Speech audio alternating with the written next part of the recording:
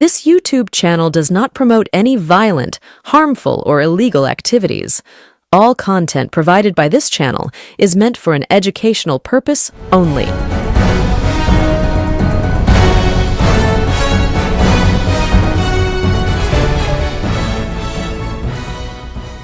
নমস্কার, আমি প্রতিবেদক সায়ন্তন চক্রবর্তী। আপনারা দেখছেন বঙ্গচক্ষু ইউটিউব চ্যানেল।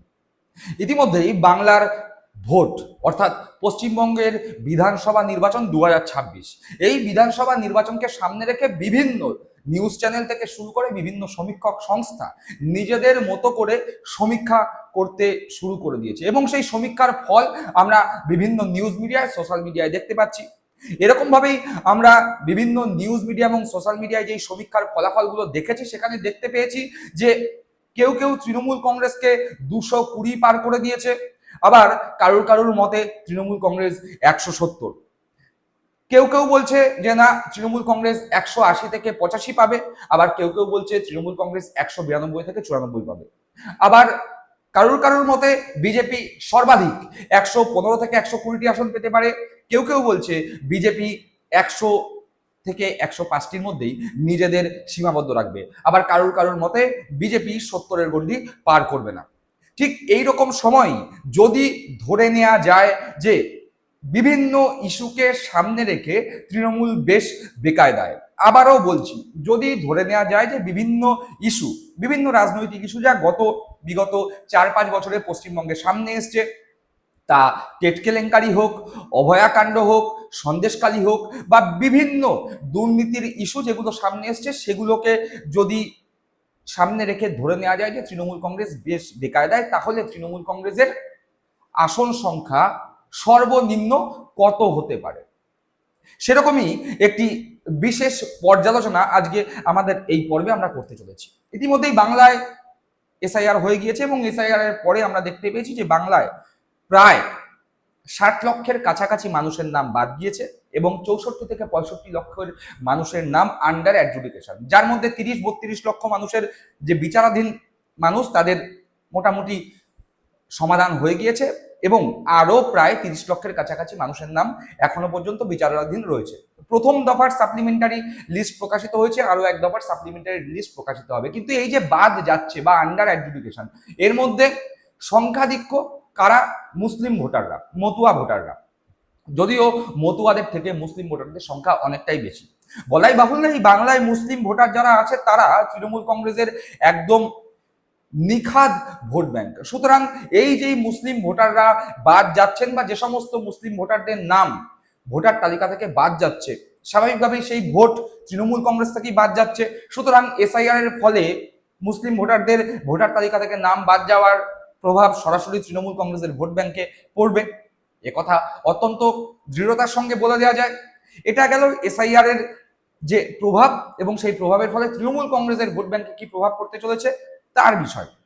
এছাড়া আমরা কি দেখতে পেয়েছি? অভয়া আন্দোলন, অভয়াকে কেন্দ্র করে গোটা বাংলার নারী সমাজ রাত দখল করেছিল, রাস্তায় নেমে এসেছিল পুরুষ নারী নির্বিশেষে, জাতি ধর্ম বর্ণ ভাষার ঊর্ধ্বে উঠে সকলে রাস্তায় নেমে এসেছিল এবং বলাই বাহুল্য সেই আন্দোলনের অভিমুখ ছিল পশ্চিমবঙ্গের বর্তমান যে সরকার, সেই সরকারের বিরুদ্ধে। এবার সেই আন্দোলনের ফলাফল যদি বিজেপি নিজেদের খাতায় তুলতে পারে, তা অবশ্যই তৃণমূল কংগ্রেসের বিপক্ষে যাবে এবং দীর্ঘ 15 বছর ধরে একটি সরকার রয়েছে, 3 বারের সরকার, সেই সরকারের বিরুদ্ধে যদি অ্যান্টি ইনকামবেন্সি থাকে তাহলে সেটাও তৃণমূল কংগ্রেসের বিরুদ্ধেই যাবে।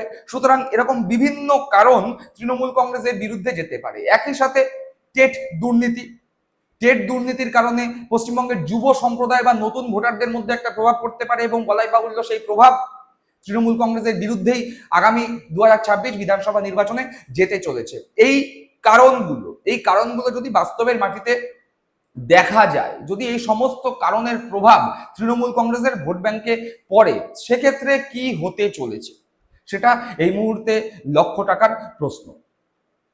ঠিক এই রকম জায়গায় দাঁড়িয়ে আমরা আমাদের সমীক্ষা গোটা বাংলা জুড়ে চালিয়েছি। গোটা বাংলা জুড়ে সমীক্ষায় যে ফলাফল আমাদের কাছে এসছে, সেই ফলাফল আমরা আমাদের সায়ন্তন স্পিকিং ইউটিউব চ্যানেলে ইতিমধ্যেই 2টো জেলার সমীক্ষার ফলাফল দেখিয়েছি, উত্তর 24 পরগনা এবং দক্ষিণ 24 পরগনা।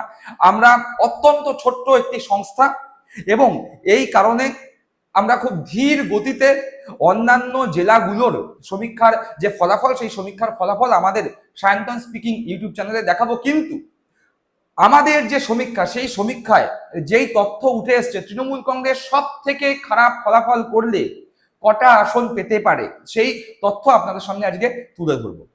মোটামুটি ভাবে আমরা গোটা পশ্চিমবঙ্গে যখন সমীক্ষা করেছিলাম, তখন পশ্চিমবঙ্গকে তিনটি ভাগে ভাগ করেছিলাম: দক্ষিণবঙ্গ, মধ্যবঙ্গ বা রাঢ়বঙ্গ এবং উত্তরবঙ্গ।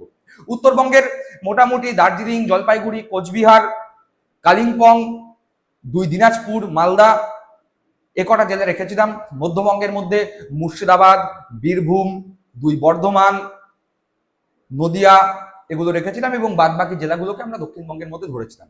আমরা যখন সমীক্ষা করতে যাই তখন দেখতে পেয়েছিলাম দক্ষিণবঙ্গের তৃণমূল কংগ্রেসের প্রতি মানুষের সমর্থন অটুট, এবং সব থেকে চমকে দেওয়ার মতো তথ্য, মতুয়াগড়ে যা বিজেপির শক্ত ঘাঁটি হিসাবে পরিণত হয়েছিল, সেই মতুয়াগড়ে তৃণমূল কংগ্রেসের প্রতি মানুষের একটা সমর্থন ফিরে আসার প্রবণতা লক্ষ্য করা যাচ্ছে।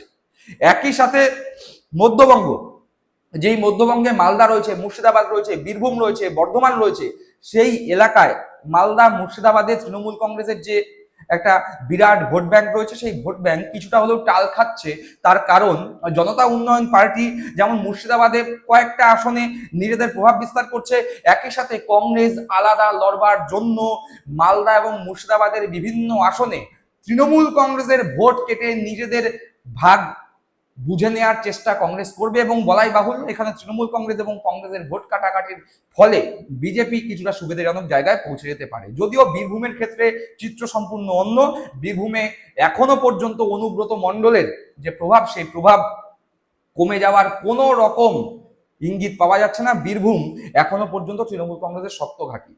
এছাড়া জঙ্গলমহল যে এলাকা রয়েছে, সেই জঙ্গলমহল এলাকায় বিজেপি গত 2021 বিধানসভা নির্বাচনে নিজেদের ব্যাপক প্রভাব রেখেছিল। বাঁকুড়া থেকে শুরু করে পুরুলিয়া, বিভিন্ন জায়গায় বিজেপি একাধারে বলা যায় যে রীতিমতো প্রায় একধারে নিজেদের পক্ষে ভোট নিয়েছিল। কিন্তু সেই জঙ্গলমহল কিন্তু এবার অন্য ইঙ্গিত দিচ্ছে। জঙ্গলমহলে তৃণমূল কংগ্রেস নিজেদের ভোট পুনরায় নিজেদের পকেটে ফেরত আনতে চলেছে। আর উত্তরবঙ্গ, যেটা বিজেপির শক্ত ঘাঁটি, সেই উত্তরবঙ্গে 54টি আসনের মধ্যে 50-50 হতে চলেছে। উত্তরবঙ্গে কিন্তু এবার আর এক পেশে লড়াই নেই। সেই উত্তরবঙ্গে 50-50 অর্থাৎ 54র মধ্যে তৃণমূল কংগ্রেস এবং বিজেপি প্রায় সমান সমান আসন পেতে চলেছে। এই 54টি আসনের মধ্যে বিজেপি পেতে চলেছে 28টি আসন, এবং বাদ বাকি যে 26টি আসন, সেই 26টি আসন তৃণমূল কংগ্রেস পেতে চলেছে, যা আমাদের সমীক্ষায় উঠে এসেছে। আমরা জেলা ধরে যখন সমীক্ষার রেজাল্ট সায়ন্তন স্পিকিং ইউটিউব চ্যানেলে দেখাবো, তখন বিধানসভা ভিত্তিক ফলাফল আপনাদের দেখাবো এবং তার পর্যালোচনা করব। কিন্তু মোটের ওপর তৃণমূল কংগ্রেসের বিরুদ্ধে টেট কেলেঙ্কারি, অভয়াকাণ্ড, খাদ্য দুর্নীতি, রেশন দুর্নীতি, তাছাড়া বিভিন্ন জায়গায় পরিষেবা নিয়ে যেই সমস্যা রয়েছে, সেই সমস্যা, এরকম নানান বিষয় যদি তৃণমূল কংগ্রেসের বিপক্ষে যায়, তাহলে তৃণমূল কংগ্রেসের ভোট ব্যাংকে কতটা প্রভাব পড়বে। যদি জনতা উন্নয়ন পার্টির মতো যে সমস্ত পার্টি রয়েছে, আইএসএফ এর মতো যে সমস্ত পার্টি রয়েছে, তারা যদি তৃণমূল কংগ্রেসের মুসলিম ভোট ব্যাংকে প্রভাব ফেলে, তাহলে তৃণমূল কংগ্রেসের ভোট ব্যাংকে কতটা প্রভাব ফেলবে। কংগ্রেস এবার একা লড়ার সিদ্ধান্ত নিয়েছে, এবং আমরা জানি যে কংগ্রেস যদি একা লড়ে, তাহলে তৃণমূল কংগ্রেসের একটা ভোট ব্যাংকে প্রভাব পড়ার সম্ভাবনা আছে। যদি কংগ্রেস একা লড়ে, তাহলে তৃণমূল কংগ্রেসের ভোট ব্যাংকে কতটা প্রভাব পড়বে। এবং বিজেপির কেন্দ্রীয় নেতৃত্ব উঠে পড়ে লেগেছে বাংলা দখলের জন্য, এবং বিজেপির কেন্দ্রীয় নেতৃত্ব তথা এসআইআর এর ফলে তৃণমূল কংগ্রেসের ভোট ব্যাংকে কতটা প্রভাব পড়বে, সেই সমস্ত কিছু পর্যালোচনা করে যে তথ্য আমাদের সামনে উঠে এসছে, তৃণমূল কংগ্রেস যদি সব থেকে খারাপ রেজাল্ট করে, তাহলে তৃণমূল কংগ্রেস 180 থেকে 185টি আসন পেতে চলেছে। হ্যাঁ, ঠিক শুনছেন, 2011 সালে তৃণমূল কংগ্রেস এবং কংগ্রেসের জোট যখন লড়াই করেছিল, তখন তৃণমূল কংগ্রেস 184টি আসন পেয়েছিল।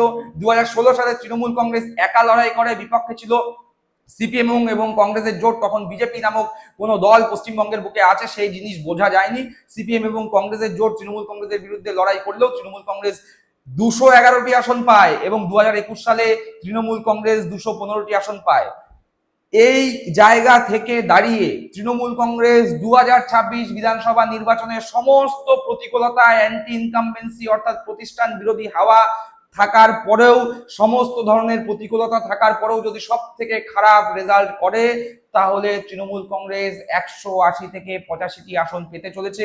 এবং এক্ষেত্রে সবাইকে অবাক করে দিয়ে কংগ্রেস কিন্তু 8 থেকে 10টি আসন পাওয়ার জায়গায় রয়েছে।